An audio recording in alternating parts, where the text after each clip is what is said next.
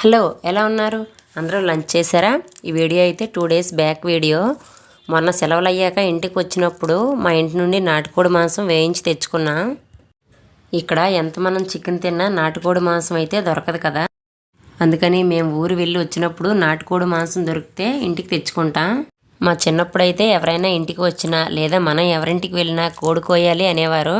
అలాగే అల్లుళ్ళు అత్తవారింటికి వెళ్తే ఖచ్చితంగా కోడిని కోసేవారు. ఇప్పుడు ఎంత వెతికినా నాటుకోడి దొరకడమే లేదు. ఒకవేళ దొరికినా నాటుకోళ్ళు అని చెప్పి మార్కెట్లో అమ్ముతున్నారు, కానీ అవి ప్యూర్ నాటుకోళ్ళు కాదంట. నాటుకోడి పెరగడానికి నాకు తెలిసి 4 మంత్స్ అయినా పడుతుంది, కానీ మనం తినేవి మాత్రం 40 డేస్లో పెరిగే బ్రాయిలర్ కోళ్ళు.